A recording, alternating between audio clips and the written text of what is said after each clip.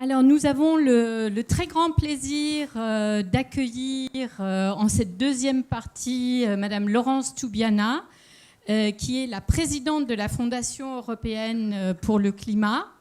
Elle a également été ambassadrice des négociations pour la COP 21 et de manière plus récente, elle a joué un rôle d'expert lors de la Convention citoyenne pour le climat.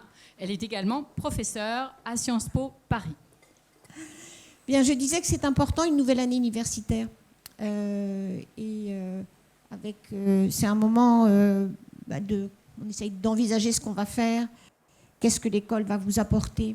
Et du coup, comme vos questions en témoignent, qu'est-ce que vous allez apporter dans la société ou dans les sociétés dans lesquelles vous allez intervenir au sens large, de la société, pas évidemment des entreprises.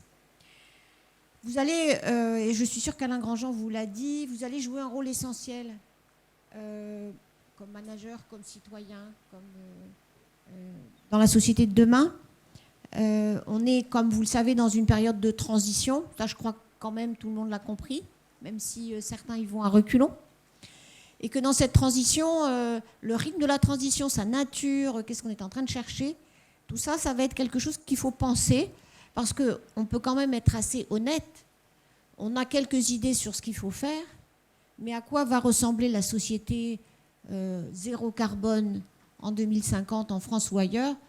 Il y a encore beaucoup de choses à découvrir et à inventer. Et donc, c'est pour ça que c'est très important que vous y réfléchissiez. Et en même temps, dans un moment où on est dans une crise massive. Ça ne se voit pas encore complètement dans le contexte français. Mais la crise sanitaire a démarré très vite en crise économique et en crise sociale. Alors c'est en pleine explosion dans des pays comme les États-Unis, puisqu'on le voit, il y a le nombre de chômeurs qui ont augmenté, les expulsions de domicile qui ont augmenté. En France, on a des filets sociaux solides. C'est pour ça que ça ne se sent pas encore complètement. Mais lorsque le gouvernement devra mettre fin au chômage partiel, par exemple, on va voir s'accélérer les licenciements. Et évidemment, ce sujet de crise dont personne ne pense qu'on va sortir rapidement. Tout le monde a abandonné l'idée qu'on allait avoir une reprise en V très rapide. Mais ce qu'on peut dire, et je crois que maintenant tout le monde en est conscient, vous voyez beaucoup d'interventions d'économistes pour le dire, la crise va être l'occasion, opère une réorganisation massive de l'économie et du coup de la société. La reprise aura un impact énorme sur le capitalisme mondial, sur la structure de la production mondiale, sur l'allocation du capital et du travail. On voit déjà, on parle beaucoup aujourd'hui de relocalisation. On voit aussi que l'automatisation d'un certain nombre de tâches s'est accélérée pendant la crise. Donc, ces tendances qui étaient déjà là avant la crise sanitaire et la crise économique qui est liée, tout cela nous donne un contexte très différent, probablement profondément différent de ce que nous avons connu jusque-là. Et vous allez être les témoins, les acteurs, ceux qui vont l'étudier aussi, pour mettre en place les réponses. Ce qu'on a vu de toute façon, c'est que cette crise a mis en évidence la vulnérabilité de nos systèmes nationaux et internationaux. Bon, on l'a vu sur la sécurité de la santé, mais on l'a vu aussi sur plein de choses, sur les chaînes logistiques, les chaînes de valeur, la perception de la dépendance au commerce international et le lien très fort, finalement, entre le commerce international et la politique. On l'a vu avec toutes les discussions entre l'Europe et la Chine, entre les États-Unis et la Chine, et vis-à-vis des autres pays tiers. Alors, il faut qu'on soit mieux préparé à faire face à ces chocs qui sont économiques, environnementaux et sociaux. Et la crise doit nous servir de leçon. Les virus ne respectent pas les frontières, le changement climatique non plus. Et d'une certaine façon, on sait très bien que si on n'agit pas chacun et si on n'écoute pas ce que nous dit la communauté scientifique, eh bien, on est tout de même on prend de très très grands risques au fond sur ce qui peut se passer. Et le fait que le sentiment d'urgence qui a dominé dans les gouvernements, mais aussi auprès de tous les citoyens, tous les membres de la société française et européenne, sur la crise sanitaire, On voit d'ailleurs, et c'est intéressant, on verra dans quelques semaines être publiée une étude que ma fondation a contribué à financer sur quelles étaient les valeurs, les priorités des citoyens français et dans d'autres pays européens après le début de cette crise du Covid. Et on voit que l'aspect des impacts de l'action humaine sur la nature, notre empreinte, c'est devenu une préoccupation majeure à juste titre, parce que nous savons que cet impact des activités humaines nous prépare des chocs qu'on voit d'ailleurs. Hein. Encore une fois, la saison des feux a démarré, on voit la situation en Californie, la saison des inondations a aussi démarré et la saison des tempêtes. Qu'est-ce qu'on peut faire ? Vous avez, en discutant avec Alain Grandjean, posé beaucoup la question de est-ce qu'on peut faire quelque chose ? Je suis tout à fait dans la même ligne de pensée et d'action. On doit faire quelque chose. On ne doit pas se poser la question de est-ce qu'on peut ? On doit parce qu'on a une responsabilité éthique, morale. On a une responsabilité en plus rationnelle, enfin fondée sur la raison. Ne pas agir, c'est juste, comme Alain l'a dit très justement, juste dire tant pis, on va mourir collectivement. Comme humanité, on signe notre arrêt de mort à plus ou moins long terme, et puis on ne fait rien. Alors au contraire, même si on ne sait pas l'impact de nos actions, on peut pas, il y a beaucoup d'incertitudes sur ce qu'on sera capable de faire, sur les résultats que nous obtiendrons, la vitesse d'adaptation du climat. On voit que les nouvelles que les scientifiques nous donnent, en général, pointent plutôt vers une accélération des phénomènes de gravité du changement climatique. On l'a vu sur les analyses du Groenland cet été, ou de la fonte de l'Arctique ou de l'Antarctique maintenant. Mais c'est le pari de Pascal, on est embarqué, de toute façon on est là, vous êtes là sur cette planète. La planète en elle-même, elle s'en fiche, mais l'espèce humaine, malheureusement aussi avec beaucoup d'autres espèces, celle-là, elle a du souci à se faire sur sa survie. Mais alors comme il faut faire quelque chose, qu'est-ce qu'on fait ? Je vais passer rapidement sur tout ce qu'Alain a développé, sur tout ce qu'on peut faire pour mesurer ce risque par rapport à ces chocs et comment est-ce qu'on doit y répondre. Juste pour vous dire que ce qui est très intéressant tout de même, ce que nous voyons, c'est que ce qui nous paraissait être les fondements de l'économie les plus solides, les industries qui de toute façon allaient gagner, comme l'industrie des énergies fossiles, on voit que cette industrie, cette activité économique, elle est en train de trembler sur ses bases.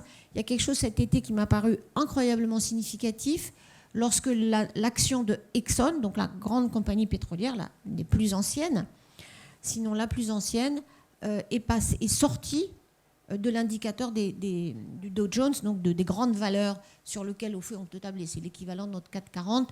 Alors si Exxon n'est plus là-dedans, ça veut dire qu'elle n'est plus une valeur très sûre.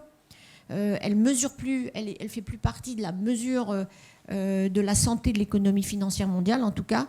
Et ça, c'est un signe incroyablement important. Donc on est en plein dans de ces risques. On voit ces risques systémiques se produire. Et je crois que cette perception du risque de maintenant, le risque climatique et son impact, le risque systémique lié au risque économique, je crois que ça, c'est un premier bloc qu'il faut assurer, une première prise de conscience qu'il faut construire et développer, car je trouve qu'il y a une dissonance cognitive incroyable entre la manière dont beaucoup de responsables politiques disent écouter la communauté scientifique et les conclusions qu'ils en tirent. En général, les conclusions qu'ils en tirent ont à peu près rien à voir avec le message que leur envoient les scientifiques, et ce n'est pas faute de le répéter sur tous les tons, avec tous les graphiques, avec toutes les synthèses, avec tous les rapports additionnels.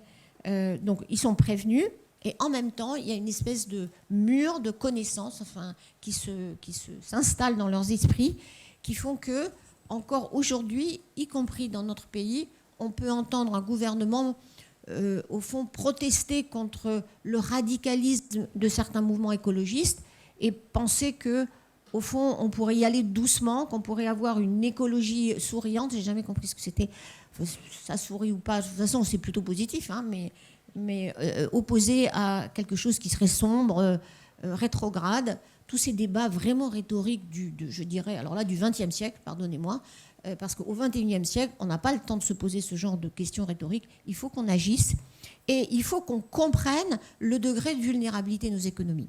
Et c'est incroyable parce que ces pays du G20, qui sont les principaux émetteurs de gaz à effet de serre, ils sont très vulnérables par rapport aux impacts climatiques. Il y a une espèce de jeu qui se fait pour, au fond, essayer de se voiler les yeux, de temps en temps s'en rendre compte. Et lorsqu'on voit les batailles autour des communiqués du G20 aujourd'hui, évidemment sous l'influence américaine, mais beaucoup d'autres aussi, on se dit que les gouvernements, puisque c'est eux qui font tout ça, ne font pas encore la connexion entre les risques qu'ils sont en train de faire courir à leur pays en étant responsables et les actions qu'ils proposent de conduire. Alors, en même temps, il se passe beaucoup de choses positives dans cette prise de conscience qui, à mon sens, est souvent plus avancée chez les citoyens. C'est ce que Alain relevait tout à l'heure, ce que nous avons appris de la Convention citoyenne, dont j'ai eu l'honneur de co-présider le comité de gouvernance avec Thierry Pêche. C'est qu'on le voit notamment au plan européen, notamment l'Europe s'est réveillée et est devenue un des laboratoires les plus avancés de la transformation vers la transition écologique, au fond en choisissant la transition écologique comme projet de rassemblement de 27 pays, certes très différents, mais qui commencent à comprendre, sous la pression de leur société d'ailleurs, j'y reviendrai tout à l'heure. Alors, un autre message que je voulais vous dire, donc première chose vraiment, et dans votre rôle de citoyen, d'étudiant, de futur responsable, il faut vraiment prendre la mesure des risques dans tous les domaines et faire partager à la collectivité où vous interviendrez cette mesure des risques. La deuxième chose, c'est que personne ne peut faire tout seul. Alors, personne ne peut faire tout seul individuellement, bien sûr. Et c'est vrai que l'étude de Carbone 4 est très juste. Enfin, on peut, même en faisant beaucoup d'efforts individuellement, au fond, ça ne peut pas aller très loin. Ce qui va très loin, c'est la force que ça vous donne pour dire, moi je fais ça, que font les autres, que font les gouvernements, que font les entreprises, que font toutes les structures collectives qui, évidemment, parce que tout simplement elles sont plus grandes que l'action individuelle, ont un impact beaucoup plus important. Mais les gouvernements ne peuvent pas faire seuls. Il faut évidemment que tous les acteurs aient cette notion de réduction de l'empreinte carbone, de l'empreinte environnementale en tête. Et c'est un travail de chacun. Et c'est pour ça qu'il y a quelque chose de très positif qui se fait aujourd'hui, c'est que cet objectif d'avoir des émissions net zéro en 2050, elle est aujourd'hui, avec plus ou moins de sérieux, avec plus ou moins de greenwashing, avec plus ou moins de clarté dans comment on y va, de la feuille de route pour y aller, elle est partagée par énormément d'acteurs. Donc c'est plus seulement... bon, il faut que les émissions françaises, européennes, mondiales se réduisent, mais moi, je ne peux rien faire.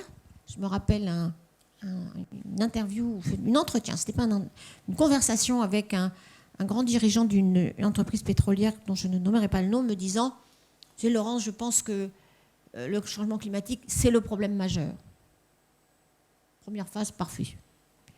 Deuxième phrase, mais qu'est-ce que j'y peux ? Alors, j'ai trouvé ça assez drôle. Bon, tout ça progresse. On a maintenant le patron de British Petroleum qui dit non, mais cette fois-ci c'est sérieux. Il faut que nous trouvions un modèle économique qui soit décarboné. Donc on change, on arrête les explorations. Enfin, c'est très intéressant de regarder la stratégie de BP. J'espère que Total, la société pétrolière française, ira dans la même direction. Mais on voit que c'est partagé par tous. Il y a des investisseurs net zéro, émissions net zéro dans leur portefeuille pour 2050. Ça devient quelque chose qui n'est pas un engagement de pays, un engagement de gouvernement abstrait au niveau international. C'est un engagement de chacun en révisant sa propre trajectoire, sa propre feuille de route. Parce que c'est la conception, la compréhension que la transition vers la neutralité climatique, elle est inévitable. Et que c'est l'engagement de tous qui va permettre de le faire. Et donc, les entreprises qui cherchent à être compétitives sur le moyen et le long terme, et on le voit d'ailleurs juste en regardant leurs résultats, les gouvernements, les investisseurs, les travailleurs qui cherchent à maintenir aussi leur emploi, leur présence dans leur marché du travail, et en cherchant de nouvelles compétences. Nos citoyens, les citoyens en recherchant ce qu'ils veulent comme société. C'est tout ça qui va faire que ça peut arriver. Donc vous voyez les lieux d'intervention, les lieux de mobilisation, le débat intellectuel, le débat économique, le débat technique, il faut qu'il ait partout cette prise de conscience et ce développement. Encore une fois, personne n'a la solution toute prête, hein, personne. Alors l'accord de Paris que j'ai eu l'honneur de négocier en 2015 a été exactement conçu dans ce but, de fournir un message clair sur la direction que tous les secteurs de la société doivent prendre vers la neutralité climatique. Je ne crois pas à la diplomatie toute seule. Je ne crois pas aux accords entre gouvernements seulement. C'est très important, sinon je n'aurais pas passé autant d'années, autant de mois, autant d'efforts. Mais je crois fondamentalement à l'intégration, à l'intériorisation par chaque acteur de ces objectifs de l'accord de Paris, qui sont non pas les plans climat qui ont été présentés en 2015, ils ne suffisent pas, on le sait, hein, et on le savait déjà à l'époque. Mais c'est ce que chacun maintenant se met, la feuille de route pour aller à la neutralité carbone en 2050. Et l'accord de Paris, ça a été un nouveau modèle de gouvernance, et c'est pour ça que les études sont importantes. Vous savez, même quand on est dans la pratique politique, si on n'a pas de théorie, si on n'a pas de concept, on ne peut pas avancer. Et en pensant cette crise de la gouvernance auquel on avait assisté déjà depuis très largement la fin du XXe siècle, moi j'ai milité pour que l'accord de Paris, ça soit un accord qui reconnaisse les interventions d'autres acteurs que ceux des gouvernements. Et en disant, y compris c'est un espace pour les citoyens de contester la légitimité des gouvernements s'ils ne sont pas sérieux. L'accord de Paris crée, et on le voit par exemple quand je regarde les Pays-Bas, crée une obligation pour les gouvernements de respecter leurs engagements et crée l'espace pour les citoyens de contester le sérieux ou de remettre en question la cohérence des politiques qui sont menées vis-à-vis de ces engagements. Donc l'accord de Paris, c'est l'affaire de tous, à condition qu'on oblige tous les gouvernements, tous les acteurs à respecter les objectifs. Alors, je ne vais pas revenir sur le peu de temps que nous avons pour agir. C'est vrai que cette décennie est très importante. Vous allez commencer à travailler dans cette décennie. Vous allez être actifs bien avant d'ailleurs, j'espère, de commencer à travailler. Vous l'êtes déjà. Parce que le rôle des citoyens, je ne le dirai jamais assez, est essentiel pour donner le courage aux responsables politiques d'aller en avant. Ils en ont besoin. Chaque fois qu'un gouvernement recule ou ne veut pas y aller, il dit la société n'est pas prête. C'est pour ça que je me suis engagée dans cette convention citoyenne. Juste pour dire, faire la preuve, ben c'est pas vrai. Et comment donner cette énergie au gouvernement, aux représentants des entreprises, aux syndicats? C'est en parlant et en assumant, enfin en étant actif dans ce message envoyé à la collectivité et de l'urgence et de la possibilité du changement. Alors, je voudrais juste terminer, parce que j'ai déjà été sûrement trop longue, sur le fait que là où je vois, et donc c'est pour cela que toute cette action des Friday for Future, des vendredis pour le futur, c'est formidable. Ça a fait bouger un gouvernement plutôt très conservateur sur le sujet dans les années récentes, qu'est le gouvernement allemand. Ça a fait bouger quand même notre gouvernement aussi en France. Ça a fait bouger des gouvernements conservateurs au Royaume-Uni. Ça fait bouger des gouvernements partout. Donc pensez que ces marches pour le climat, ce n'est pas juste une promenade. Ça a été un électrochoc pour beaucoup de gouvernements de considérer que la jeunesse, ceux au nom de qui ils parlent tout le temps, est en train de leur demander des comptes.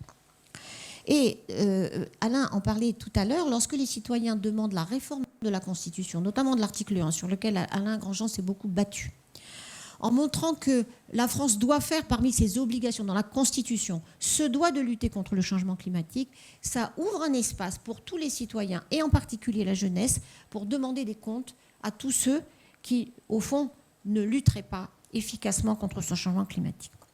Alors en Europe, ce qui s'est passé de formidable, c'est que, vous savez, il y a, au moment des élections européennes, quelques mois avant, tout le monde était pessimiste sur deux choses, que les gens allaient voter ou qu'au contraire, les partis anti-européens allaient gagner. Il s'est passé exactement l'inverse.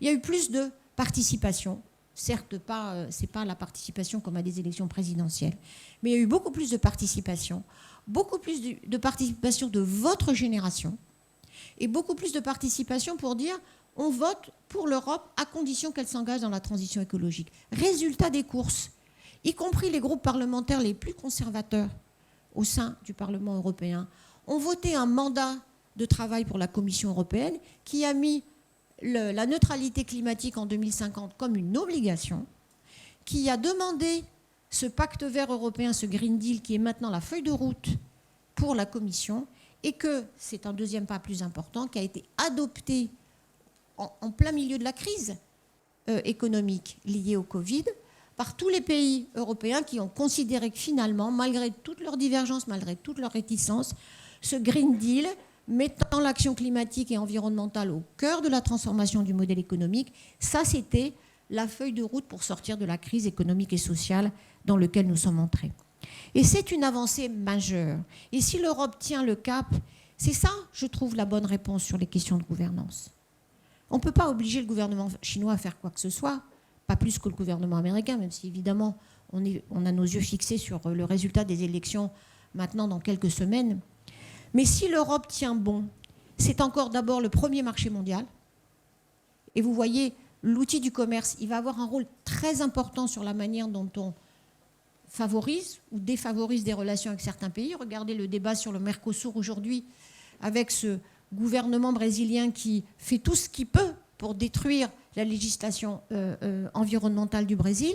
Eh bien, le fait que le marché européen soit le premier marché du monde, et s'il y a une politique claire de l'Europe sur le climat, sur la déforestation et du coup sur ces accords commerciaux, on a un effet de levier non seulement moral, non seulement de leadership politique, mais on a un effet de levier considérable sur le commerce mondial. C'est pour ça qu'aujourd'hui, il ne faut plus séparer les deux questions, il ne faut plus séparer évolution du système économique, évolution du système financier, évolution du système commercial de la question environnementale. Il nous faut une vision intégrée. C'est pour ça que même si je suis une négociatrice de climat depuis trop longtemps, je dis maintenant il nous faut une diplomatie du Green Deal, pas une diplomatie du climat, pas une diplomatie de la biodiversité. Il nous faut quelque chose qui prenne ensemble l'ensemble du système économique et de ses régulations. Alors oui, c'est vrai, il y a eu un moment de doute en plein mars-avril pour savoir ce qu'on allait faire, est-ce qu'on n'allait pas, y compris dans notre pays, est-ce que, je me souviens la fameuse lettre du MEDEF qui a été fuitée par d'ailleurs des responsables d'entreprises qui n'étaient pas d'accord en disant bon là c'est la crise, on arrête, hein, on met un délai, on met un stop, on met des exemptions. Oui, bien sûr, il y a cet espoir, il y a cette volonté éventuelle. Mais en même temps, on voit bien que ça, c'est une volonté condamnée d'avance. Et c'est pour ça d'ailleurs que la plupart des responsables d'entreprise se sont désolidarisés. Et on dit non, il faut qu'on continue avec les mêmes régulations environnementales. On a besoin d'aide, mais on ne doit pas faire défaut à ce qui a déjà été engagé et signé. Et certainement, en allant au-delà, vous voyez d'ailleurs tout le débat sur le plan de relance où un certain nombre d'entreprises et de responsables d'institutions financières disent qu'il nous faudrait quand même des conditionnalités environnementales pour octroyer ces aides aux entreprises dont il y a évidemment besoin et personne ne le conteste. Donc je crois qu'il faut que les entreprises, et ça je passe à votre futur, il faut que les entreprises tendent la main au gouvernement pour dire on y va ensemble. Il n'y a pas de quoi avoir peur. C'est le futur de l'économie, c'est le futur des emplois, c'est le futur de la bonne santé de l'économie française et certainement, évidemment, en revoyant la manière dont on compte. Et l'emploi, il sera durable et résilient à cette condition. Donc première chose, travailler avec les gouvernements, dire les entreprises doivent donner ce langage au gouvernement et vous devriez, lorsque vous allez rentrer sur le marché du travail, en faire une condition de votre embauche. Vous savez, tous les patrons d'entreprise sont anxieux sur le recrutement. Ils sont tous anxieux pour savoir si vous allez vouloir, vous, venir travailler chez eux. Et si vous mettez des conditions très claires dans votre message, il est entendu ce message, il est déjà entendu maintenant. Donc les conférences des grandes écoles pour dire nous, on ne va pas aller travailler chez vous si vous ne faites pas un certain nombre de choses, ne sous-estimez pas votre influence, elle est très importante. Défendre le Green Deal dans le contexte national, on a besoin d'une discussion en France sur qu'est-ce que c'est vraiment le Green Deal. C'est-à-dire pas seulement qu'est-ce qu'on fait pour sauver l'économie d'ici 2021, mais où est-ce qu'on va, quelle est la feuille de route en 2050. Ouvrez la discussion, poussez les uns et les autres à la voir. Je crois que c'est très important que ceci arrive. C'est particulièrement, évidemment, important pour les domaines de l'innovation, mais pas seulement. Technologie des batteries, mobilité électrique, c'est très bien. Mais il faut aller plus loin. Il nous faut aussi un monde où on change des modes de consommation sur l'obsolescence, le recyclage, la valeur aussi du travail et les inégalités. Je pense qu'il faut aussi montrer que les entreprises sont ouvertes aux changements, même radicaux, dans les modalités de travail, sur l'organisation. Évidemment, on l'a vu avec cette crise. Et je dois dire que, c'est mon dernier point là-dessus, cette accélération de la transition, elle doit aller de pair avec un très grand souci de justice sociale. Et vous savez, dans votre génération, il va falloir repenser cette question de justice. On ne peut pas laisser s'étaler les inégalités de rémunération comme on l'a fait. Ça nous mène tout droit à des crises politiques et sociales dont je ne sais pas comment on va sortir. Donc la défense de notre démocratie, auquel j'espère que, comme moi, vous êtes attachés, et franchement, on commence à se sentir un peu seul au monde, donc faut tenir, eh bien, elle va de pair avec une refondation de notre manière de penser la justice. Parce qu'on l'a vu pendant la crise du Covid, les travailleurs les plus utiles, c'est ceux qui sont les moins payés. Quasiment. En tout cas, ils étaient essentiels, mais c'est quand même parmi les moins considérés dans l'échelle sociale. Pendant la crise du Covid, pendant les 3 mois là, de confinement, l'écart des revenus aux États-Unis et au plan mondial, il s'est encore accru. 50 milliards de plus pour Elon Musk. Beaucoup de respect pour l'entreprise Tesla, enfin, sous certains aspects, mais quelle est la justification de cette incroyable... bon, c'est vrai pour Amazon, c'est vrai toute la côte ouest américaine, je le sais, hein, c'est les financeurs d'une grande partie des travaux de ma fondation, ça va très bien. Tellement bien qu'il y en a certains qui commencent à faire des annonces pour dire qu'il faut nous taxer davantage. Donc il faut vraiment qu'on traite cette question de l'inégalité des revenus, et on ne peut pas le faire de façon aussi classique, par la redistribution, par les transferts sociaux essentiels, mais il nous faut aussi reconsidérer la valeur de chacun, de sa contribution. C'est important, parce que chacun, bien sûr, on a envie d'avoir le plus de revenus possible pour être dans ce modèle de consommation qui encore forme nos choix, nos représentations, notre vision du progrès, d'un bon futur.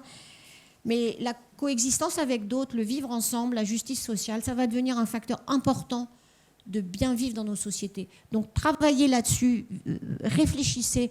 Vous allez être aussi très important dans la manière de le concevoir, parce qu'on a des modèles qui sont périmés, on a des modèles qui sortent des 30 glorieuses de l'État welfare, et il faut qu'on passe à autre chose. Il faut qu'on arrête de dire le marché va régler ça, puisque manifestement ça la croit, et ça ne suffit pas. Et finalement, sur la dimension internationale, je vous en ai déjà dit beaucoup, moi je pense que si l'Europe tient, et si, croisons les doigts, on a un résultat responsable pour des élections américaines, on peut faire basculer, on peut être au point de bascule, à la fois parce que les solutions existent pour faire une très grande partie du chemin, et à la fois parce que je crois qu'on va remettre tout le monde dans le momentum qu'on a perdu depuis 2015 et qui était très fort, y compris avec des acteurs comme la Chine qui aujourd'hui se posent beaucoup de questions sur l'orientation de leur développement et qui remettent malheureusement en route beaucoup de projets de leurs centrales à charbon. Eh bien, si l'Europe tient bon et si nous avons un gouvernement américain qui se réaligne raisonnablement, on va voir l'effet de domino. On va voir qu'il y a beaucoup de petits pays qui se sont engagés dans la transition. Il y a beaucoup de pays qui sont en train de faire leur feuille de route à 2050.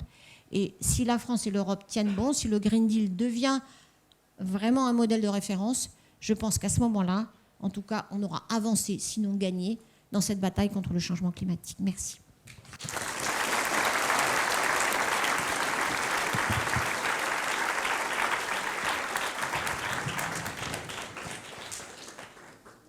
Un très grand merci, Madame Toubiana. Je suis sûre que votre intervention a éveillé de multiples questions. Nous allons commencer par les questions de Gélis et ensuite on passera la parole à Vital Roux.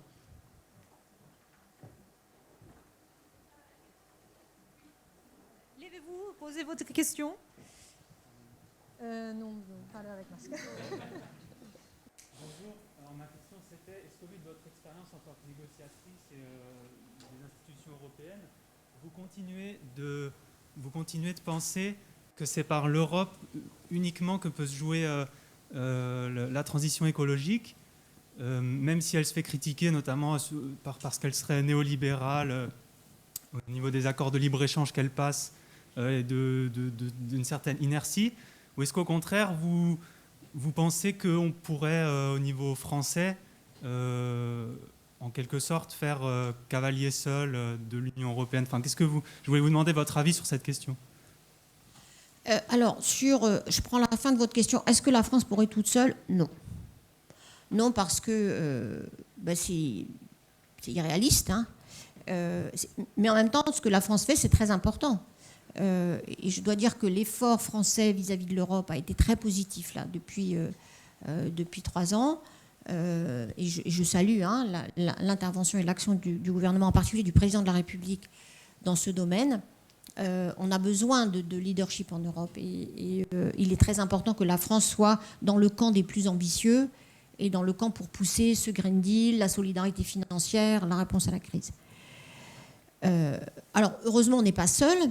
Il y a beaucoup d'autres gouvernements qui sont dans cette direction de l'ambition climatique, des pays moyens comme l'Espagne, des plus petits pays comme le Portugal, le Danemark, la Suède. Et puis, on a été quand même rejoint par une Allemagne qui était hésitante, le moins qu'on puisse dire, notamment sur la sortie du charbon, et qui, à la lumière de ces élections européennes et des marches des jeunes dans la rue, a repris ce qui était l'héritage d'ailleurs de la chancelière allemande Angela Merkel, qui a été parmi les plus ambitieuses. Je pense à 2007, 2008, beaucoup de moments où l'Allemagne a été vraiment entraînante.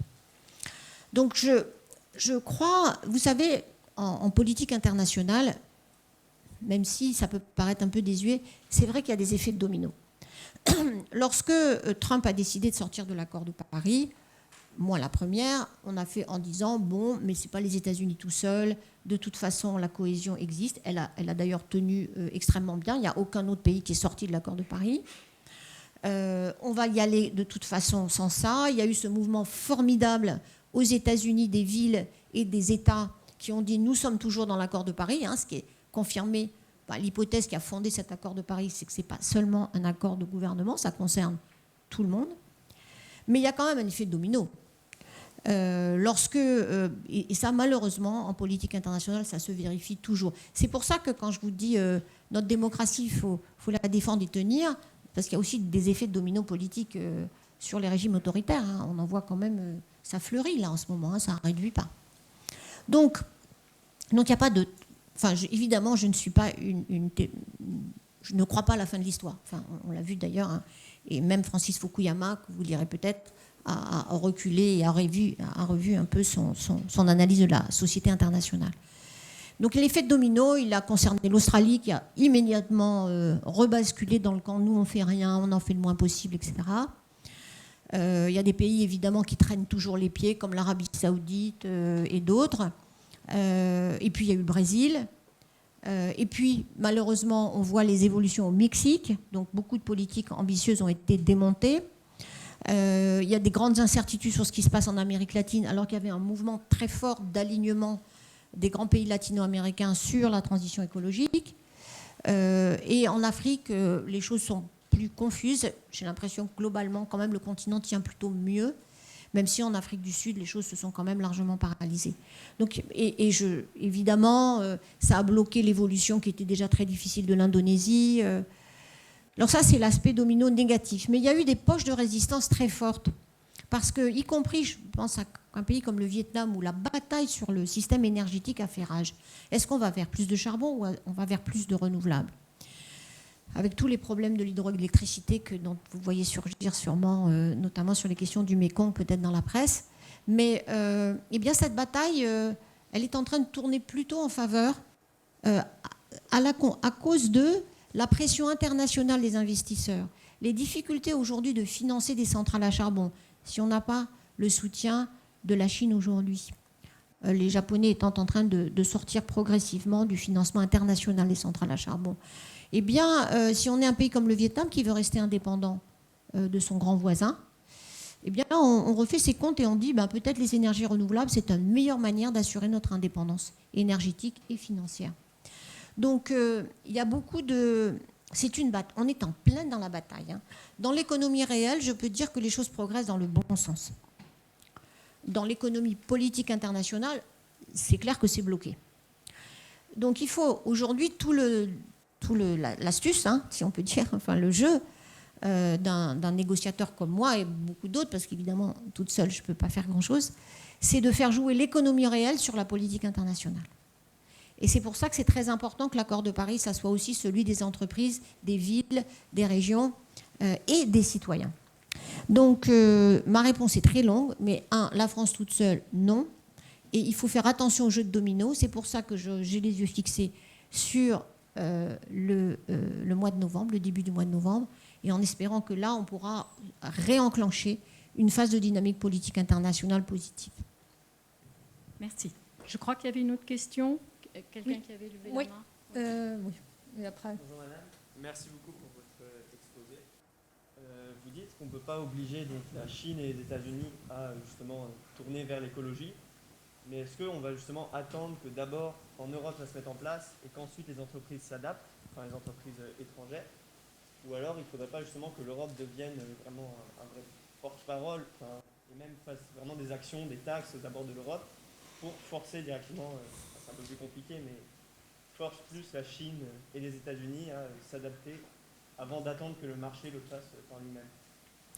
Non, vous avez tout à fait raison. C'est ça Je vais juste essayer de le reformuler parce que là, je n'ai pas tenu le micro. Donc, du coup, pour l'autre salle, donc la question de l'étudiant est de quelle manière l'Europe peut devenir plus proactif et pas attendre que la Chine ou les États-Unis bougent, et que de quelle manière en fait l'Europe devrait imposer lui-même en fait des taxes plus strictes. Vous me corrigez si je me trompe de reformuler votre question. Et donc du coup de quelle manière l'Europe doit et peut devenir plus un rôle modèle. Donc ce qu'a fait l'Europe, qui a quand même beaucoup fait bouger les choses, mais de façon, je dirais, incrémentale, ça a été tous ces standards sur les voitures, par exemple, sur la qualité de l'air. C'est ça qui a fait bouger le reste du monde, encore une fois, parce qu'on reste encore en Europe le premier marché mondial. Ça a marché. Hein, vous voyez, tous les pays progressivement adoptent les standards d'émission sur les véhicules européens parce qu'ils veulent justement pouvoir vendre leurs véhicules en Europe et puis que ça ne sert à rien d'avoir deux technologies, ça coûte trop cher. Mais ça ne suffit plus. Et c'est vrai qu'il faut que l'Europe passe à un nouveau niveau qui est de dire on reste encore pour quelques années le premier marché mondial et on doit avoir des conditions de compétition sur ce marché équitables. Et ça passe, c'est pour ça que vous avez vu même des pays conservateurs, comme l'Allemagne, qui étaient contre, hein, même des pays très très libre-échangistes, comme les Pays-Bas ou le Danemark, maintenant accepter qu'on discute très sérieusement d'une taxe aux frontières liée à l'empreinte carbone. Donc oui, vous avez raison, c'est l'étape qu'il faut. Il faut maintenant l'accélérer. C'est compliqué. Ça doit s'appliquer à nos exportations aussi, parce que c'est ça le jeu équitable, parce qu'on n'est pas clean non plus hein, sur les exportations qu'on fait. Mais si on a un système de taxation transparent qui taxe l'empreinte carbone des produits, on sera tout à fait compatible avec les règles commerciales et on va avoir certainement un effet majeur. Alors, la première fois que j'ai été en Chine, en 2000, et depuis, normalement, j'y vais 2 fois par an, évidemment pas cette année, c'est la première question que les autorités chinoises avec qui je travaillais, enfin qui avaient sollicité mon expertise, c'était sur les rapports entre le changement climatique et les taxes. Donc vous voyez, eux, ça fait 20 ans qu'ils se préparent à ça et qu'ils voient ça arriver. Très bien. Une dernière question ? Oui, levez-vous et posez-vous.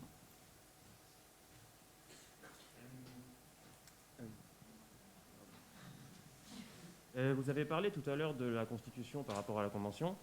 Est-ce que vous pensez qu'il est possible, et souhaitable ou non, de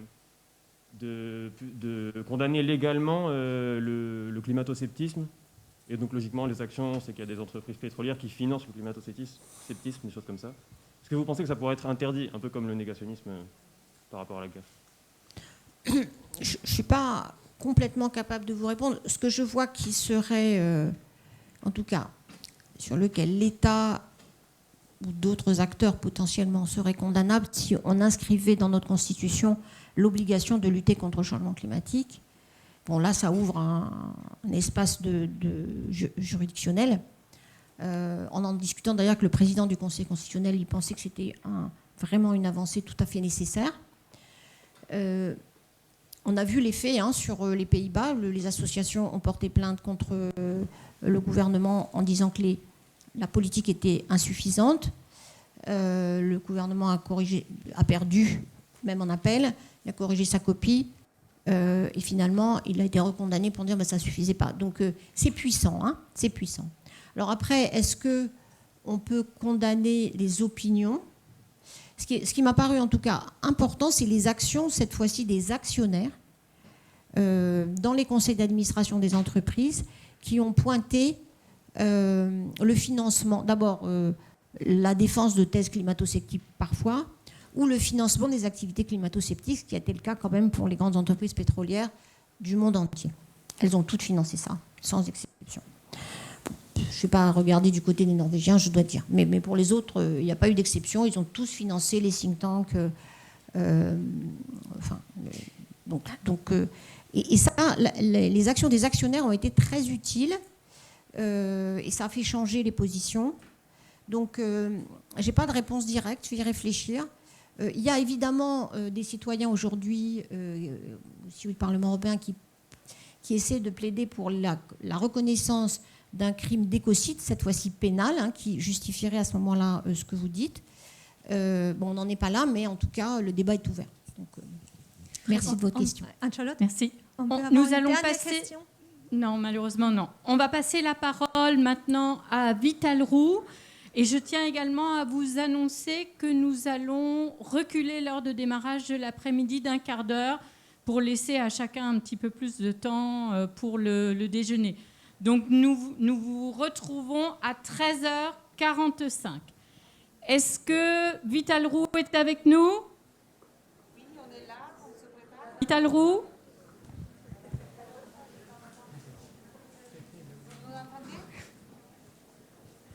C'est le bonheur de... Vital Roux ? Ça arrive.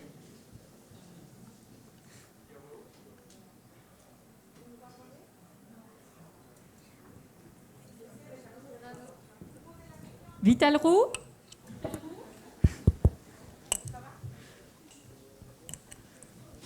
Allô, allô, on est là, je pense, avec ce microphone, ça devrait aller. On vous trouve la première question.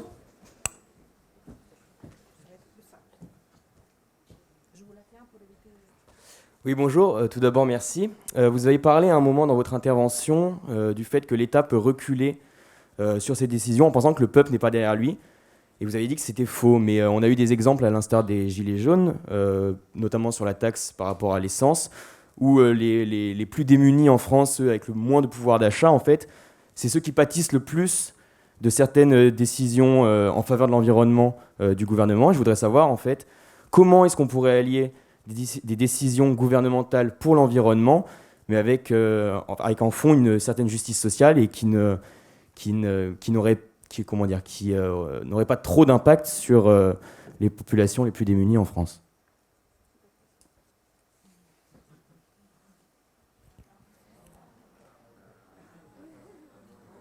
On ne vous entend pas. Ce n'est pas juste pour consommer plus de carburant.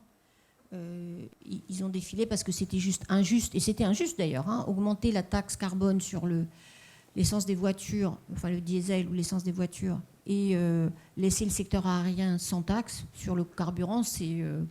moi je vois pas c'est quand même assez difficile à justifier, donc je les comprends. D'ailleurs, les citoyens ont repris, n'ont pas voulu discuter de cette taxe carbone dans la Convention citoyenne parce qu'ils ont trouvé que c'était mal posé. Alors, c'est vrai que dans la conception initiale de cette taxe carbone, il y avait bien l'idée quand même de compenser les ménages les plus affectés. Mais on voit que ça ne suffit pas. Et c'est très intéressant il se trouve que ma fondation a financé une étude d'un excellent think tank qui est à Bruxelles, le Bruegel, et on a passé en revue toutes les politiques environnementales européennes, et la plupart d'entre elles sont régressives, c'est-à-dire qu'elles ont un effet négatif sur la distribution des revenus, le reste à vivre pour toutes les populations. Donc on voit qu'il y a un problème majeur là. Et ça, c'est parce que quand on fait tout reposer sur le système de prix et pas assez sur l'offre d'alternatives, on est bloqué. Et donc la seule réaction qu'avait le gouvernement de l'époque ou le gouvernement précédent, ça a été de dire on va conserver le signal prix, qui peut d'ailleurs faire sens, hein, mais on va donner des compensations à ceux qui auraient... Et donc, en gros, c'est le chèque de compensation, le chèque énergie, qui va compenser la hausse du carburant que vous payez. Et peut-être que, d'abord, les citoyens français n'y ont pas cru, et d'une certaine façon, pas pour de mauvaises raisons, parce qu'ils ont vu fluctuer énormément ces aides ou ces compensations dans le temps, donc ils n'étaient pas sûrs qu'ils n'allaient pas payer d'abord et au fond ne pas être compensés après. Qu'en même temps, ça signale leur dépendance à la voiture et le fait que c'est facile pour des gens qui sont au centre-ville de prendre des transports en commun ou de prendre un vélo, et que ceux qui sont en banlieue, c'est juste pas possible. Et donc, surtout en grande banlieue. Et donc, c'est pour ça que je disais, il faut qu'on repense justice sociale plus profondément.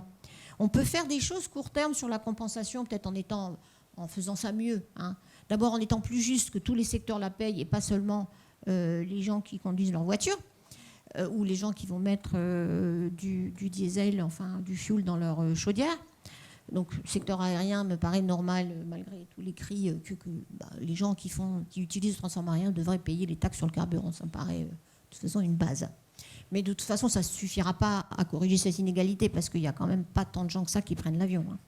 Donc, je crois que ce qui est important, c'est certainement de mieux dessiner, d'aménager ces taxes, mais de réfléchir à la justice sociale, c'est-à-dire l'accès au fond, à la manière de vivre. C'est l'aménagement du territoire, c'est le prix du foncier, c'est les transports collectifs, c'est beaucoup de choses. Mais on voit bien qu'avec les instruments habituels, un système de prix plus des transferts, ça ne marche pas. En tout cas, les gens ne sont pas prêts à y croire. Je crois que c'est une grande leçon pour tous les gouvernements. Merci. Nous avons une deuxième toujours question. Avec nous Oui, nous avons une deuxième question. On parle beaucoup de responsabilité citoyenne dans la lutte contre le réchauffement climatique, mais c'est vrai que les gens ont beaucoup de difficultés à sortir de leurs habitudes de consommation. Comment est-ce que l'État pourrait jouer un rôle dans ces changements d'habitudes ? Est-ce qu'on pourrait imaginer un État plus contraignant vis-à-vis de ses citoyens ?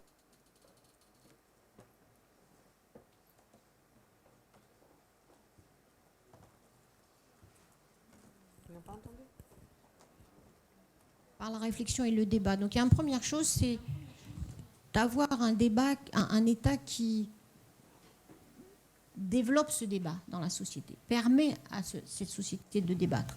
J'en veux pour preuve un truc très important, l'évolution de notre consommation alimentaire. C'est quelque chose sur lequel on a beaucoup de maîtrise quand même. En tout cas, on peut en avoir. Si on est face à quelque chose, si on touche à quelque chose de l'agriculture, on est méchant avec les agriculteurs, donc on n'en parle pas.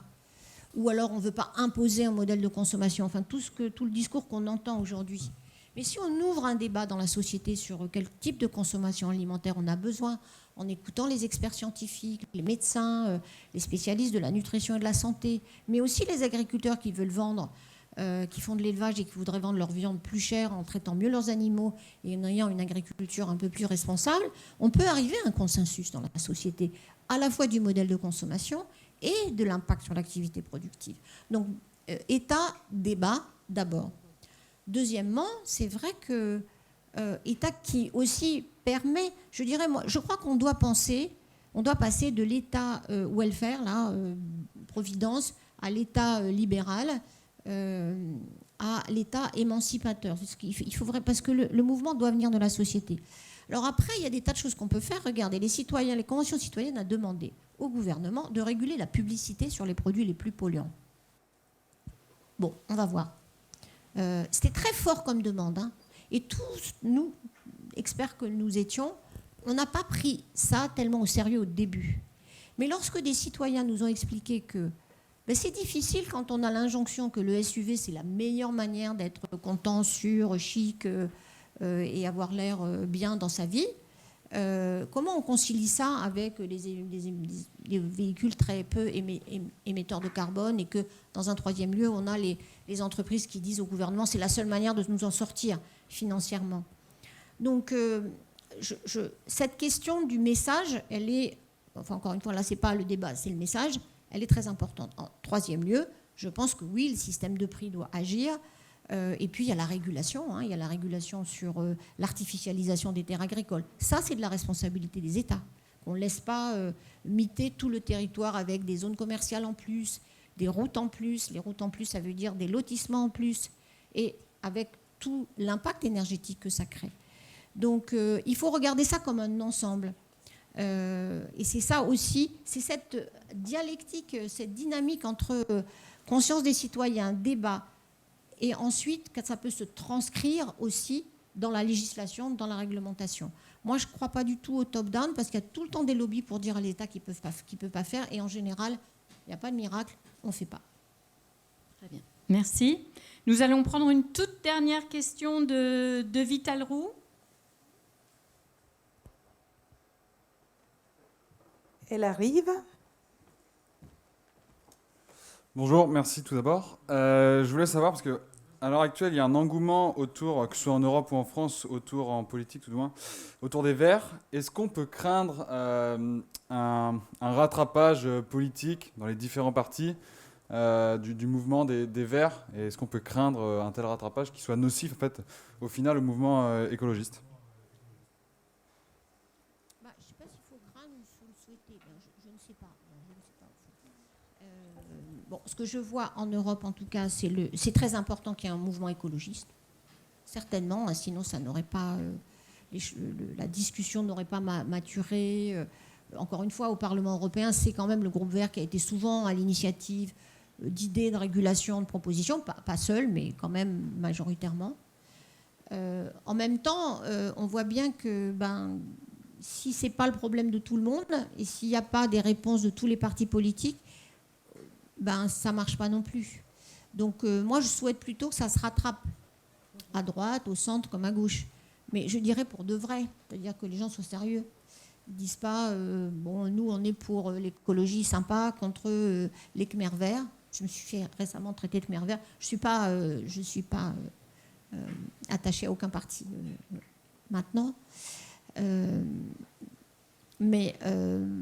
Donc, voilà, moi je trouve que c'est bien que ça rattrape en fait. Et par exemple, ma fondation essaye, alors on a beaucoup de liens, on soutient les conservateurs britanniques, enfin les mouvements de jeunes conservateurs britanniques qui soutiennent l'environnement, on a des liens avec le parti, la CDU d'Angela Merkel, on essaye de soutenir tous les gens qui veulent parler de climat, même dans des milieux où ce n'est pas l'habitude, et je pense que c'est important. Mais par exemple en France, les fondations de réflexion, les partis politiques c'est encore autre chose, mais les fondations de réflexion, les parlementaires à la droite de l'échiquier politique, ils sont très peu investis sur l'écologie et c'est dommage. Il y a peut-être certains d'entre vous qui ont plus d'affinité avec ces courants, mais il faut porter la parole dans ces courants parce que je pense que c'est un problème pour tous les partis avec leur sensibilité et leurs propositions différentes. Voilà. Donc je ne crains pas ça, je le souhaite, mais c'est très important qu'il y ait un mouvement qui s'intéresse à l'écologie principalement et qui pense les problèmes du monde par rapport à l'écologie. Et je suis heureuse de voir, alors quelqu'un évidemment que je connais bien parce que j'ai travaillé avec lui pendant beaucoup d'années, un ancien Premier ministre qui est Lionel Jospin, reconsidérer toute sa vision de la politique en disant dans son dernier ouvrage, en fait, il faut revoir toutes les politiques publiques à l'aune de la question environnementale. Et c'est ça qui doit faire le centre de gravité. Bon, quand on voit quelqu'un qui n'était pas du tout familier, qui n'était, le moins qu'on puisse dire, même s'il a dirigé un gouvernement en pluriel, avec des Verts dedans, eh bien, on voit l'évolution de la classe politique et je crois que ça, c'est vraiment bien. Merci.